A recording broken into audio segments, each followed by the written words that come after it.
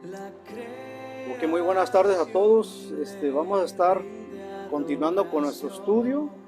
El día de hoy, como la vez pasada, estamos hablando de los puntos del calvinismo y hablamos acerca de la incapacidad total. Fue la prédica pasada. El día de hoy vamos a estar hablando sobre el punto número 2, que es la elección incondicional de Dios. Entonces, en la vez pasada expliqué un poquito acerca de estos puntos del arminianismo y del calvinismo, cómo se dieron en la historia. Entonces, el día de hoy vamos a estar observando el punto número 2, que es un punto muy controversial dentro del mismo cristianismo. De este punto surge, bueno, los 5 puntos del calvinismo surgieron primeramente en respuesta a los remonstrantes que se dieron en el siglo XVI, sabemos que fueron las enseñanzas de Jacobo Arminio, que él es el que primero en la Universidad de Leiden junto con Franciscus Gumaros tuvieron esa controversia del punto de vista de la soberanía de Dios que enseñaba Juan Calvino.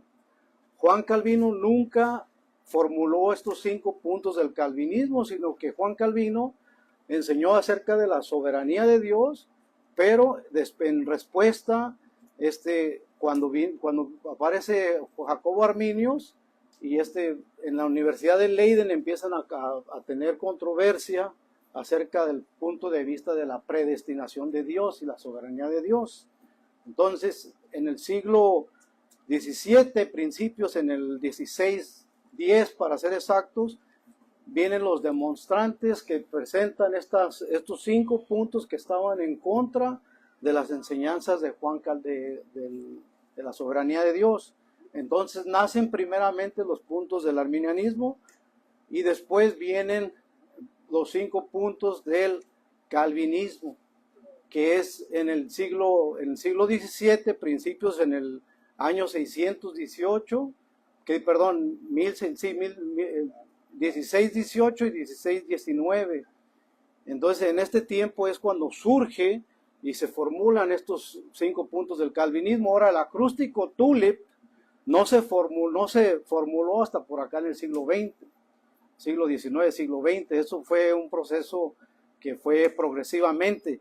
Pero las enseñanzas del TULIP, lo que es la total depravidad, que es total depravity, elección incondicional, unconditional election, por eso es que ponen la T, la I, y entonces después viene la expiación, que es limited atonement, que es la L, y la gracia irresistible, que es la irresistible grace, y la perseverancia de los santos, que es el punto número 5. Todos estos puntos los vamos a estar exponiendo cada que me toque predicar a mí. Lo estoy haciendo una semana sí, una semana no. Entonces, cada que me toca predicar, estoy tratando de enseñar cada punto del calvinismo para que podamos comprender estas enseñanzas que son bien importantes, porque creamos o no, estas doctrinas del arminianismo se han ido metiendo y se han ido mezclando dentro de la iglesia, que para mí y para lo que enseña la escritura hay error dentro de estas doctrinas. Por ejemplo, el punto número 1 del arminianismo es el libre albedrío. Y el libre albedrío es que tú tienes la decisión primera para poder elegir sobre Dios. Cosa que la Biblia nos enseña que estábamos muertos en nuestros delitos y pecados. Y la Biblia también nos enseña que no hay ni siquiera uno que pueda buscar de Dios. Entonces, este primer punto, obviamente va en contra de las enseñanzas de la Escritura. Ahora vamos a estar viendo el segundo punto, que es la elección condicional del punto del arminianismo, que supuestamente hay una condición para poder ser elegidos de Dios. Todos creemos en la predestinación y en la elección de Dios, porque bíblicamente es muy evidente y obvio que toda la Biblia de pies a cabeza habla acerca de una elección. Aquí el asunto es cómo lo ven de forma teológica cada punto, cómo ellos lo interpretan y cómo lo interpreta el calvinismo. Cuando nosotros decimos calvinismo, no nos estamos etiquetando como calvinistas, pero es la forma que se le conoce a estos 5 puntos del calvinismo. Es simplemente la teología, la teología reformada. En la elección incondicional, que es el punto número 2 del calvinismo, que es lo que vamos a estar viendo hoy, en el arminianismo se conoce como elección condicional. Supuestamente ellos creen que en la presencia de Dios, Dios vio que tú ibas a creer y es así como te elige. Pero primero Dios está viendo que tú por fe vas a venir a Cristo, cosa que esto la Biblia enseña, como lo vimos la vez pasada en Efesios 2:9, claramente dice que la fe no nace de vosotros, sino que es un regalo de Dios. Entonces la elección no puede ser condicional. ¿Por qué? Porque si estamos enseñando que la elección es condicional, estamos diciendo que nosotros somos los que damos el primer paso, y en otras palabras estamos diciendo que la fe es por obras. O sea, porque yo decidí, de todo está en el hombre. Ahora Dios está subordinado a la criatura. Y esto es totalmente absurdo. ¿Por qué? Porque Dios en primer lugar nos elige cuando estábamos muertos en pecados y aparte nos da la salvación sin merecerla, que es lo que quiere decir gracia, y aparte la Escritura nos enseña que es un regalo de Dios la fe, porque dice claramente que no nace de vosotros, sino que es un regalo de Dios. La elección incondicional, también llamada elección soberana, es una enseñanza del calvinismo que afirma que Dios elige a ciertas personas para salvación únicamente por su soberanía y voluntad.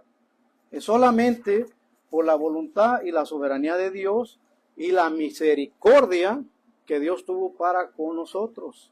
Entonces esta enseñanza para muchas personas a veces es difícil de entender, porque a veces pensamos que Dios es injusto. ¿Cómo Dios iba a elegir a unos sí para salvación y iba a permitir que otros se quedaran en condenación? Hay tres puntos de vista. El arminianismo, que dice que Dios nos elige conforme como nosotros íbamos a venir en la fe, cosa que es para mí un error pensar de esa manera, y el calvinismo, que enseña que venimos incondicionalmente sin ningún mérito. Ese es el punto del calvinismo. El punto del hipercalvinismo es que Dios eligió unos para salvación y otros para condenación, cosa que en la Biblia tampoco nos enseña esa doctrina. Cuando habla de los que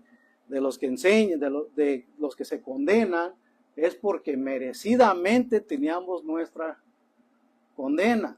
¿Por qué? Porque somos pecadores, y la Biblia dice que no hay ni siquiera uno que pueda venir a Dios si no es por la ayuda y la mano poderosa de nuestro Señor. Entonces todos estábamos muertos en pecados, todos merecíamos la condenación. Esa era la condición del ser humano. Entonces vamos a iniciar con este tema. Solamente la introducción para poder explicar acerca de lo que estamos enseñando, y vamos a estar viendo cada uno de los puntos. Ahorita vamos en el punto número 2, que es la elección incondicional. La vez pasada enseñé sobre la total depravidad del hombre, que es el punto número 1. Para la próxima enseñaremos sobre la expiación limitada. Bueno, vamos a iniciar con nuestro texto de inicio. El texto es Efesios capítulo 1, del versículo 3 al 6. Del versículo 3 al 6. Y vamos a iniciar con nuestra lectura. Dice: bendito sea el Dios y Padre de nuestro Señor Jesucristo, que en Cristo nos ha bendecido con toda bendición espiritual en los lugares celestiales. En Él Dios nos escogió antes de la fundación del mundo, para que en su presencia seamos santos, intachables por amor. Nos predestinó para que por medio de Jesucristo fuéramos adoptados como hijos suyos según el beneplácito de su voluntad. Si vemos aquí, si somos analíticos en lo que estamos leyendo, claramente dice que nos predestinó.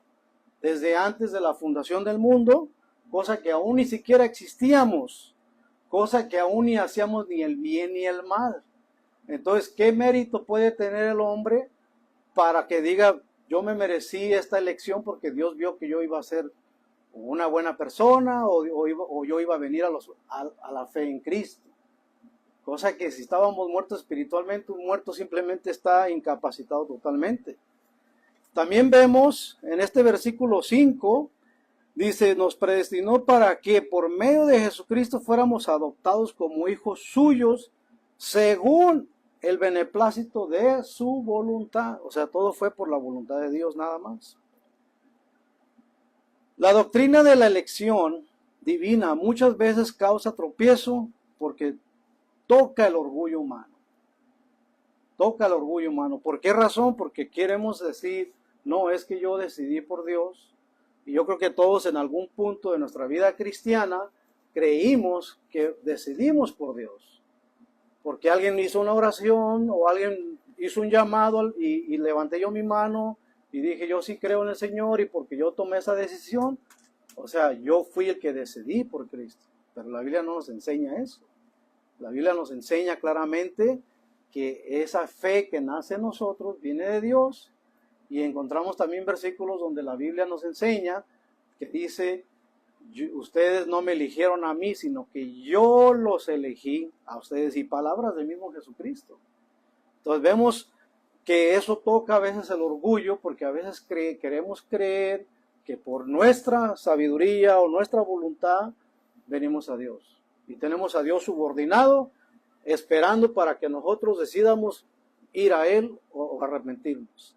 Y tenemos a Dios ahí esperándonos, al Creador, al Dios Todopoderoso, omnipotente, omnipresente y omnisciente, esperando a que una criatura le diga, sí, papá, yo quiero estar contigo. Eso no es así. El hombre quiere ser el centro de su salvación. Siempre el hombre quiere llevarse esa gloria. Tendemos a querer robarle la gloria a Dios cuando la salvación, ¿de quién es? De Dios mismo. La salvación no le pertenece al hombre. Aunque quieramos nosotros acreditarnos algo, un mérito, una virtud, no hay nada en nosotros que Dios haya visto para que nosotros pudiéramos venir a Cristo. No había nada especial en nosotros. ¿Por qué? Porque estábamos muertos en pecados. Nos merecíamos la condenación. Sin embargo, la misericordia de Dios nos elige desde antes de la fundación del mundo para que podamos venir a Cristo, y Él mismo también pone a alguien a que hable de Cristo para ti, para que tú puedas escuchar el mensaje del Evangelio, porque por medio del Evangelio es que nosotros nos salvamos, y es que somos sellados por el Espíritu Santo. La Biblia nos enseña claramente en Efesios 1:13, dice, después de haber escuchado el Evangelio de verdad, que los lleva a la salvación, fueron sellados con el Espíritu Santo. Entonces Dios tiene un día para cada uno de nosotros, para todos los que van a venir a Cristo, para todos los elegidos, de que un día van a escuchar el Evangelio, y es así como van a venir a los pies de Jesucristo. Y para esto Dios nos ha predestinado. Y es por eso que es previa la elección de Dios, desde antes de la fundación del mundo, porque Dios sabe todas las cosas. La Biblia enseña claramente que la elección es de Dios desde la eternidad en Cristo y por gracia soberana. Y muchas de las veces podemos pensar que Dios es injusto, pero la Biblia nos enseña que es simplemente su soberanía, y nosotros no somos más justos que Dios, porque Dios es el que elige y hace con su creación como Él quiere hacer. Y esto a veces nos cuesta aceptar, pero esa es la realidad. No es injusticia, sino misericordia pura. Eso es la elección de Dios. Dios también tiene, vamos a ver el punto número 1 de nuestra enseñanza, que Dios tiene un determinismo. Dios ha determinado bajo su propia voluntad y sabiduría. El determinismo de Dios y su soberanía. Isaías 46:9. Vayan a Isaías 46:9 al 10. Isaías 46, 9 al 10.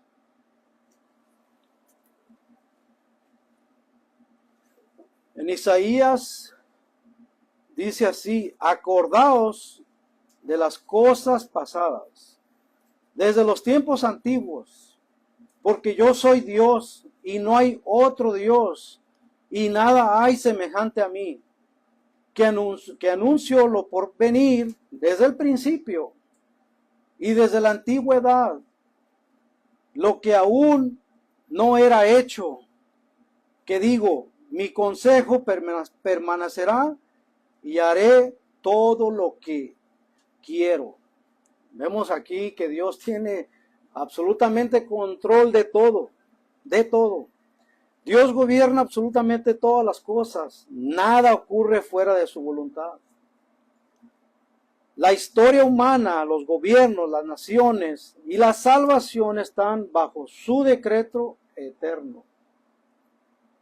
Encontramos claramente que Dios está en control de todo. Hay un versículo en Mateo, no recuerdo ahorita el versículo, pero claramente dice que no caen dos pajarillos al suelo sin la voluntad de Dios, sin el consentimiento de Dios. Entonces Dios está en control absolutamente de todo, es soberano sobre todas las cosas.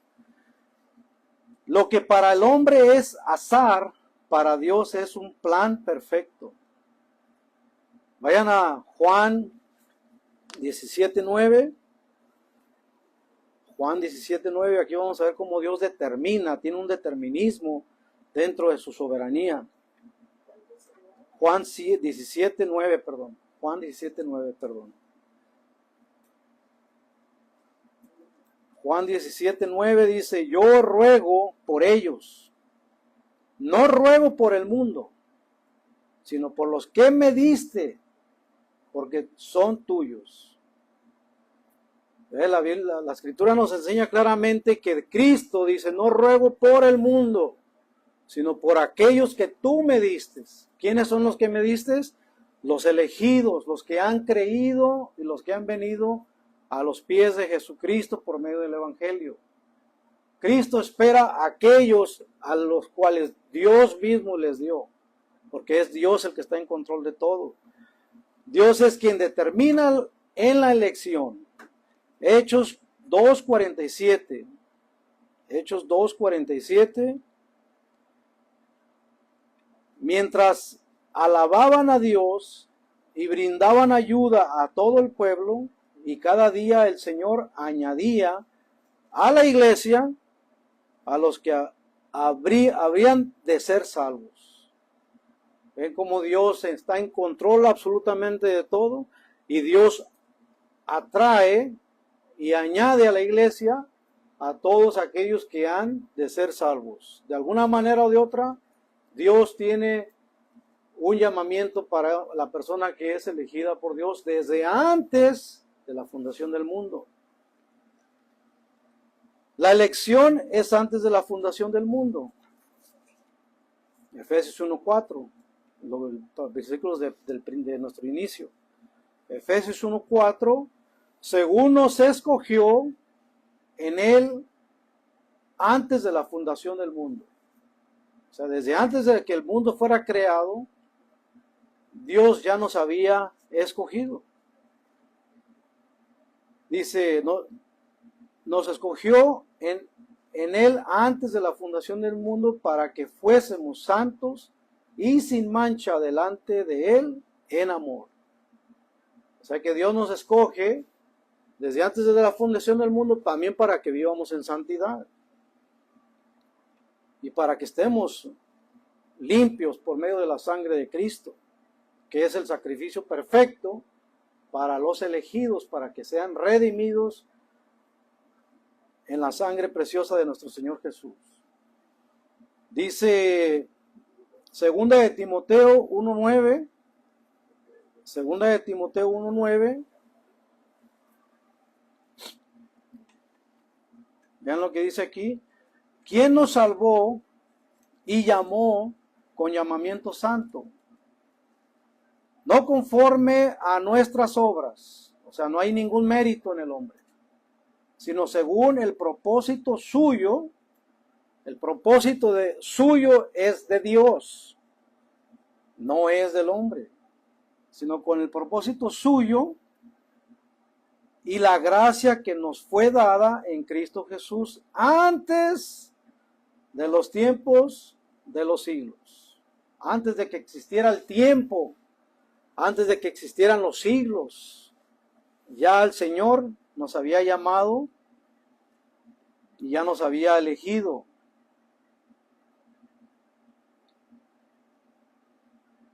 La gracia que nos fue dada en Cristo Jesús antes de los tiempos de los siglos. Aquí vemos que la elección no depende del tiempo ni de nuestras obras, sino que fue decretada desde la eternidad. Si Dios hubiera visto que nosotros íbamos a venir en fe y por esa mente precisa, y que por eso nos iba Dios a elegir, entonces Dios está esperando que haya una reacción en el hombre. Dios está esperando que haya una virtud o algo que pueda venir en la fe, como si el hombre estuviera capacitado, y eso es totalmente absurdo. No es, ni siquiera se puede considerar elección, porque si es el hombre el que está eligiendo, no hay razón para que Dios nos elija o nos predestine cuando el hombre es el que está viniendo en fe solamente, por sí solo, por su propia voluntad. Eso es totalmente en contra de lo que nos enseña la Escritura. Entonces aquí vemos que la elección no depende del tiempo ni de nuestras obras, sino que fue decretada desde la eternidad. Dios ya había determinado nuestra salvación en Cristo antes de que el hombre existiera. Ahora vamos a pasar a nuestro tercer punto. La elección es incondicional, según la voluntad de Dios, incondicionalmente. Y vamos a ver un claro ejemplo de la Biblia que nos enseña acerca de los mellizos. Romanos 9, 11 y 13. No existe ningún mérito alguno en el hombre para que pueda decir que fue escogido por Dios. No hay ni siquiera la fe. Romanos 9, 11 y 13. Dice, pues no habían aún nacido, ni habían hecho aún ni el bien ni el mal. Aún no nacían, no habían hecho ni siquiera el bien ni el mal. O sea, no podemos decir que porque hayan hecho algún bien o algún mal. Dice, para que el propósito de Dios conforme a la elección permaneciese, no por obras, sino porque el que llama. Se le dijo, al mayor servirá al menor, como está escrito, a Jacob amé y a Esaú aborrecí, cuando aún ni siquiera habían hecho ni el bien ni el mal. Y este versículo para muchos es tremendo, porque ¿cómo es que Dios ya había aborrecido a Esaú cuando aún no hacía ni el bien ni el mal? Entonces para muchos creen que esto es injusticia de Dios. Y a veces nos queremos poner en un plano donde nosotros somos más justos que Dios. Y no queremos aceptar lo que la palabra de Dios nos enseña. Pero aquí vamos a ver que esta pregunta ya se le habían hecho a Pablo. Este tema ya lo había pensado Pablo, que en la mente de Pablo ya sabía que muchos pensaban que eso era injusticia. Y ahorita lo vamos a tocar. Así que no depende, Romanos, vamos a otro versículo, Romanos 9, 16. Dice, así que no depende del que quiere ni del que corre, sino de Dios que tiene misericordia. No depende del que quiera o que corra, sino de que Dios tenga misericordia. Dios escoge libremente, no por méritos, sino por su soberanía. Esto destruye toda idea de que nuestra voluntad es causa de la salvación, cosa que totalmente no existe, que por nuestra voluntad podamos venir a Cristo. La Biblia no nos enseña eso. Sabemos que estamos muertos espiritualmente y es necesario la mano de Dios que le dé vida al hombre, que eso fue el tema que hablamos la vez pasada. Y ahora estamos hablando de la elección incondicional, que es necesario primero que el hombre pueda darle vida a Dios para que pueda venir a Cristo. Y es así como Dios nos ha elegido desde la eternidad. Dios nos escoge libremente, no por mérito, sino por su soberanía únicamente. Punto número 4, la elección es en Cristo y para Cristo. La elección es en Cristo y para Cristo. Juan 6:37 dice, todo lo que el Padre me da, vendrá a mí. Y al que a mí viene, no le echo fuera. Si vemos en la Biblia, por todo, donde quiera, encontramos que es el que el Padre le da, viene a Cristo. Es un regalo del Padre hacia el Señor, que nosotros podamos venir a Cristo. Efesios 1, 5 y 6 dice, en amor habiéndonos predestinado para ser adoptados hijos suyos por medio de Jesucristo, según el puro afecto de su voluntad, para la alabanza de la gloria de su gracia, la cual nos hizo aceptos en el amado. Efesios 1, 5 y 6. Para ser aceptados en el amado. Por eso es que la elección es en Cristo y para Cristo. La elección tiene un propósito para que seamos adoptados como hijos en Cristo. Y es por eso que dice Efesios 1, 5 y 6, en amor habiéndonos predestinados para ser adoptados hijos suyos, por medio de Jesucristo, según el puro efecto de su voluntad, para la alabanza de su gloria, de su gracia, con la cual nos hizo aceptos en el amado.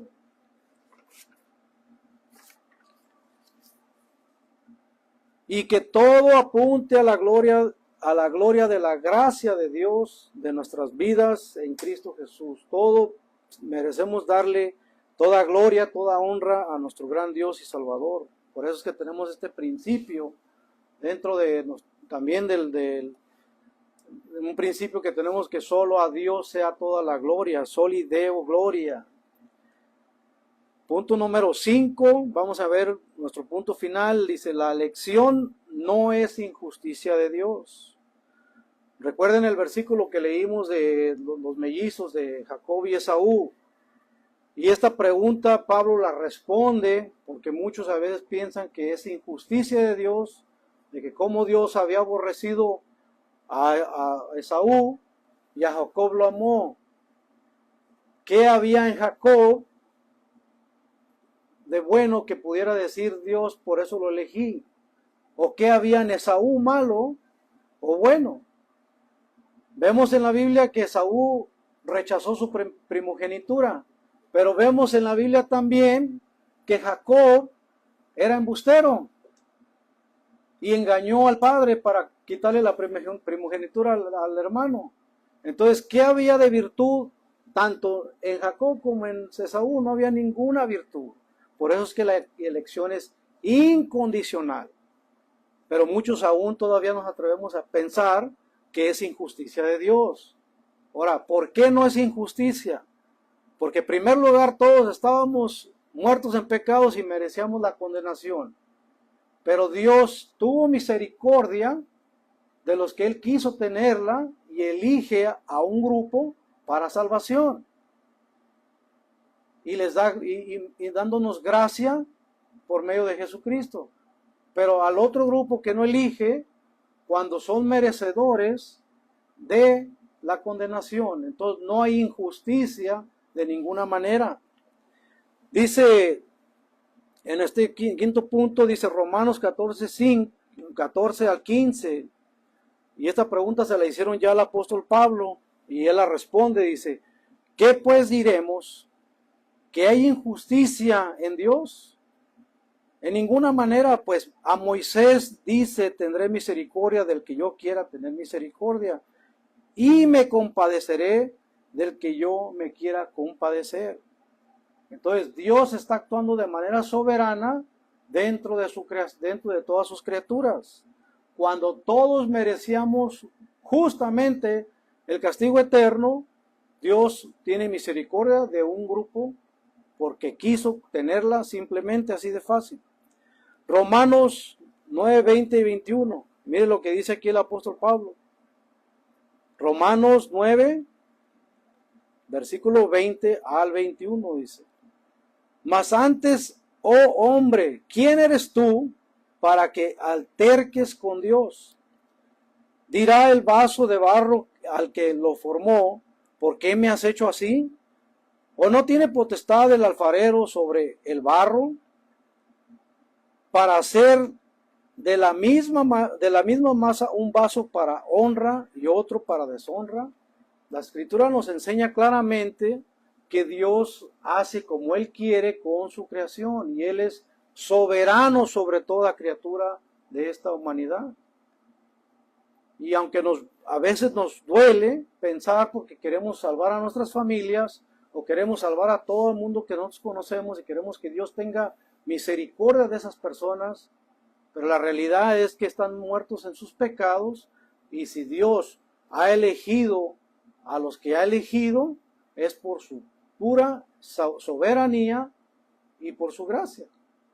Entonces nosotros debemos de estar agradecidos porque somos de cierto modo privilegiados, porque no merecíamos la gracia de Dios en primer lugar. No la merecíamos, pero sin embargo Dios nos la da. La misericordia de Dios no es un derecho, es un regalo. La misericordia de Dios no es un derecho. No tenemos ese derecho. ¿Por qué? Porque primero gracia quiere decir regalo que no merecemos. Entonces no hay ningún derecho para poder nosotros exigir la gracia de Dios. No podemos exigirla. Él nos la da como un regalo. Es un regalo en primer lugar. Dios no es injusto porque a nadie debe salvación. Dios, si Él hubiera querido salvar a nadie, no salva a nadie. Y se evita mandar a Jesucristo a morir en una cruz. Pero sin embargo, lo hizo ¿por quién? Por los elegidos de Dios. La Biblia enseña muy claro que dice que hay un versículo donde nos enseña que claramente, vamos a leerlo, para no poner palabras que no son. En Juan 15, 16,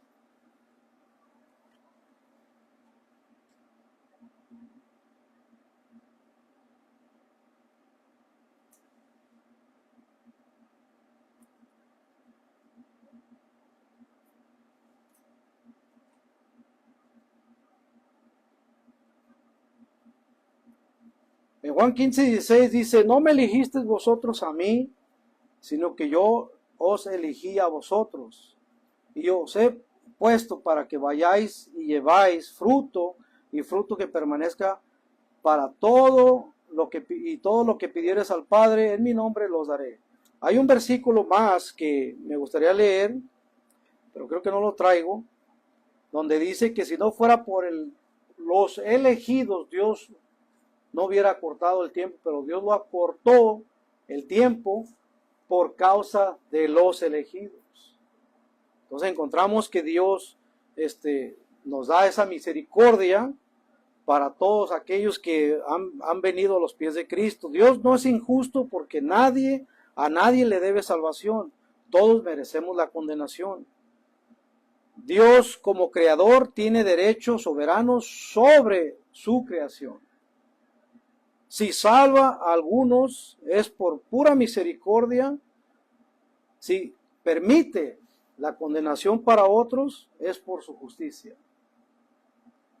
Entonces, a veces esto es la parte difícil de entender y es por eso que vino esta enseñanza del hipercalvinismo, que es unos predestinados, la doble predestinación que se conoce, que es unos van predestinados para el infierno y otros predestinados para la vida eterna con Dios, cosa que la Biblia tampoco nos enseña. La Biblia nos enseña que el hombre es responsable de sus actos.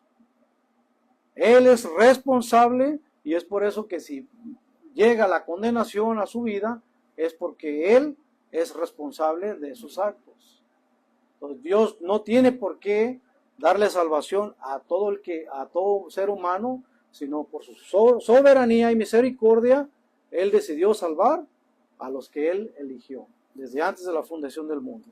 Y esto es sin ningún mérito, para que podamos jactarnos de decir que porque yo merecía esta salvación o ser elegido, no podemos hacerlo. En nuestras vidas prácticas, en nuestra aplicación de nuestras vidas prácticas, esto nos debe causar humildad. Nos debe causar humildad. Saber que hemos venido a Cristo por una elección determinada por Dios. 1 Corintios 1, 29 y 31 dice: a fin de que nadie se jacte en su presencia, mas por él estáis vosotros en Cristo Jesús, el cual nos ha sido hecho por Dios y sabiduría, justificación, santificación y redención, para que, como está escrito, el que se gloría, gloriese en el Señor. A fin de que nadie se jacte en su presencia, porque por pura misericordia y por pura gracia nosotros hemos sido salvados. Hay una seguridad en nuestras vidas. Esto debe causar seguridad. Para el próximo tema que vamos a estar hablando, de la expiación limitada, pero vienen otras enseñanzas también, como la gracia irresistible, que es como Dios nos ha llamado de manera soberana, y vamos a estar también hablando acerca de eso. Pero esto nos debe de causar seguridad. En Romanos 8:30 dice así: y a los que predestinó, a esos también llamó, y a los que llamó, a esos también justificó, y a los que justificó, a esos también glorificó.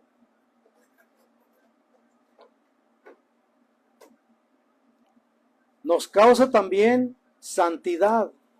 Nos debe de causar esto que sabemos, santidad. Primera de Pedro 1:15 y 16. Sino como aquel que os llamó es santo, sed también vosotros santos en vuestra manera de vivir, porque escrito está: sed santos porque yo soy santo. También esto nos debe de impulsar a la evangelización. Muchas de las veces dicen, bueno, pues como Dios ya nos eligió, y como Dios ya tiene todo en control y soberanía y todo esto, ¿qué es lo que nos acusan? Entonces, ¿para qué predicamos el evangelio? ¿O para qué tengo que yo salir a buscar a los elegidos? Si Dios ya tiene determinado quiénes van a venir a Cristo. Pero no, es al contrario. Nosotros no sabemos quiénes son los elegidos de Dios.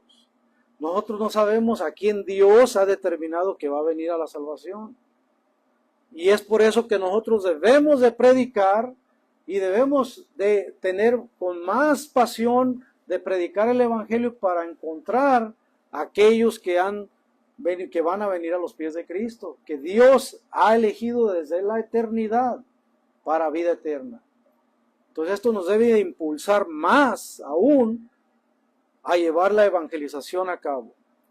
Hechos capítulo 18, 9 y 10, y este versículo es un versículo que yo vi.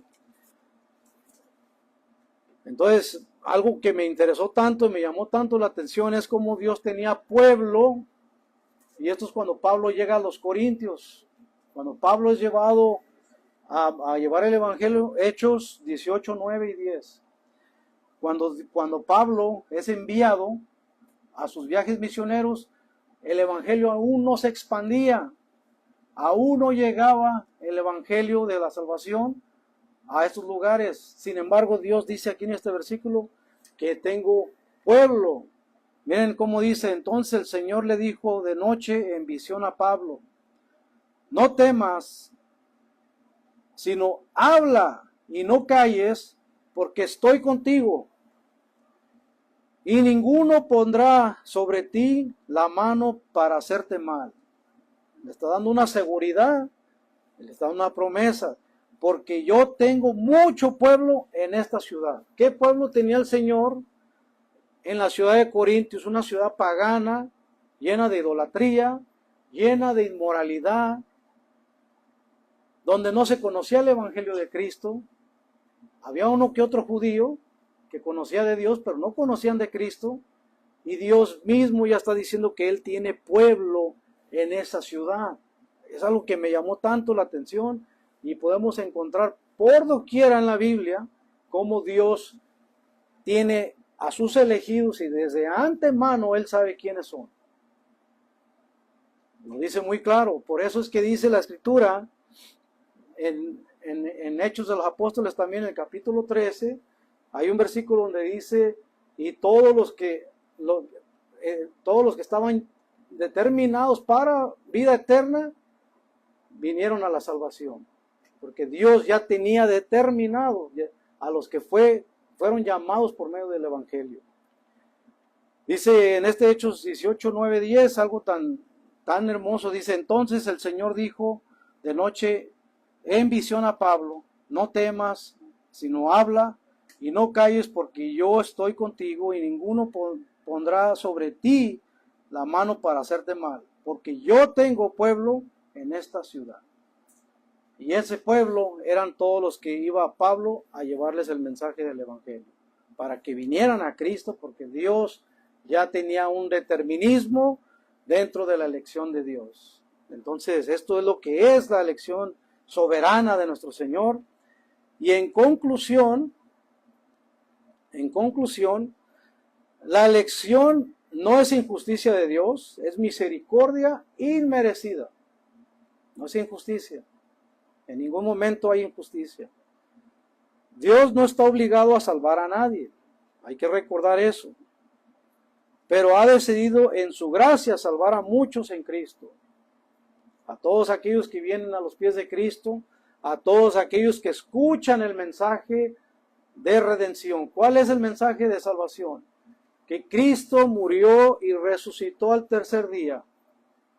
Y si tú crees de corazón que Cristo fue levantado de los muertos, dice la Biblia que tendrás salvación. Si tú en este momento has creído en la muerte y la resurrección de Cristo y lo que Cristo vino a hacer en la cruz del Calvario y quien Cristo dijo ser, si tú crees de corazón, la Biblia dice que no serás defraudado. Y si tú crees es porque el Señor te ha dado esa fe, y es porque Dios mismo ha puesto esa fe en ti, de que puedas venir a los pies de Cristo. Es lo que Efesios 2, 8, 9 dice: esta fe no nace de vosotros, sino que es un regalo de Dios. Y si tú has puesto esa fe en el Señor, es porque Dios te ha escogido para salvación desde antes de la fundación del mundo. Y esta es la seguridad que nos da nuestro gran Dios y Salvador por medio del Evangelio, de para todo aquel que crea tenga vida eterna y no se pierda. Y es por eso que podemos entender ahora sí Juan 3:16, porque muchas de las veces nos echan en cara Juan 3:16, porque mira, el que cree, para todo aquel que cree. Sí, pero claramente dice que el que no cree es condenado. De tal manera amó Dios al mundo que dio a su Hijo unigénito para todo aquel que cree no se pierda, mas tenga vida eterna. Pero si llegamos al 18, el versículo 18 dice: el que ha creído no es condenado, pero el que no ha creído ha sido condenado porque no ha creído en el unigénito Hijo de Dios. Entonces, sabemos que todos los que vienen en fe en Cristo es porque el Señor los ha puesto en el libro de la vida, y claramente también dice que desde antes de la fundación del mundo. Si vemos todos los versículos que existen acerca de la redención, acerca de que somos elegidos, encontramos bastantes versículos sobre que Dios nos ha llamado y sobre cómo Dios nos ha predestinado para vida eterna. Solamente les voy a dar un versículo, porque tengo bastantes y no alcanzaría a leer todos, pero un versículo del Antiguo Testamento, cómo Dios eligió a Israel. Y Dios elige al pueblo de Israel desde el antiguo tiempo, y así esa bendición pasó también a la iglesia. Y es por eso que también dentro de la iglesia somos elegidos, Deuteronomio 7:6 dice, tú eres un pueblo santo para el Señor tu Dios. El Señor tu Dios te ha escogido para que seas un pueblo especial por encima de todos los pueblos que están sobre la tierra. En Romanos 11, capítulo 25 y 26, claramente dice también que después de que entre el número de los no judíos, o sea que Dios ya tiene un número de los no judíos que entren recibiendo a Cristo, dice, después de todo esto, todo Israel será salvo. Entonces Dios está trabajando con el pueblo no judío y también con el pueblo judío, porque dentro del judaísmo también hay muchos que se están convirtiendo a Cristo. Entonces Dios tiene ya un número determinado y después el Señor va a trabajar con el pueblo de Israel también. Del Nuevo Testamento, bueno, vamos a terminar con otro versículo. En conclusión, esto debe impulsarnos a adorarlo aún más, porque Dios no está obligado a salvar a nadie. Esto debe impulsarlos a adorarlo aún más. Nos debe impulsar a vivir en santidad y a proclamar el Evangelio con más pasión, pues no sabemos quiénes son los elegidos de Dios. Entonces, como expliqué hace rato, nosotros debemos de ser animados y motivados más por lo que sabemos, cómo Dios nos ha elegido, a que nosotros prediquemos con más pasión el Evangelio de Cristo, para que aquellos que fueron elegidos y escogidos puedan venir a los pies de Cristo. Y vamos a terminar con un versículo más en Romanos 11, 33 y 36. Vean lo que dice este versículo tan precioso.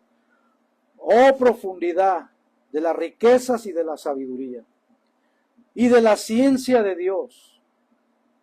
Cuán insondables son sus juicios e inescrutables sus caminos. Porque ¿quién entendió la mente del Señor? ¿O quién fue su consejero? ¿O quién le dio a él primero para que le fuese recompensado? Porque de él y por él y para él son todas las cosas, y a él sea la gloria por los siglos de los siglos. Amén. Es un versículo tan precioso que podemos pensar y decir, ¿quién conoce realmente la mente de nuestro Dios? Nosotros queremos poner a Dios como si fuera un ser humano, o a veces nos queremos poner nosotros más justos que Dios, cuando la mente de Dios es infinita. Tratamos de entender cómo Dios determina las cosas y cómo Dios juzga y cómo Dios hace las cosas, y por más que quieramos entender la mente de Dios, nuestra mente es finita, y el día que si un día llegara alguien a entender la mente de Dios, Dios le dejaría de ser Dios. Y nadie, por eso es que nadie está por encima de la mente de Dios. Y es por eso que a Él sea toda la gloria y toda la honra por todos los siglos. Amén. Vamos a terminar con una oración. Padre, te damos gracias en el nombre precioso de Jesucristo. Te damos gracias, Padre, por tu soberanía. Te damos gracias, Señor, por tu incondición, por tu elección incondicional, Señor. Porque no merecíamos nada, Padre. En primer lugar, no merecíamos la salvación, no merecíamos tu gracia, pero sin embargo, esa fue tu voluntad. Sin haber visto ningún mérito en nosotros, tú nos la diste. Padre, te damos gracias y toda la gloria y la honra sea para ti. Señor, te damos gracias porque sabemos, Padre, que sin ti no somos nada. Sabemos, Señor, que si tú no nos impulsas también a hacer las cosas, no hacemos nada, Señor. Porque tú eres el real motor de nuestras vidas. Tú eres realmente lo que nos enciende nuestros corazones por medio de tu Santo Espíritu. Señor, te pido, Padre, que nos bendigas en esta tarde y bendigas a todos los hermanos que aún no conocen bien estas enseñanzas, Señor. Te pido, Padre, que nos des la sabiduría para poder entenderlas. Danos, Padre, toda toda la sabiduría para que podamos, Señor, darte la gloria en todo lo que hacemos, Padre. En el nombre precioso de Jesucristo, toda la gloria y la honra sean para ti. Amén.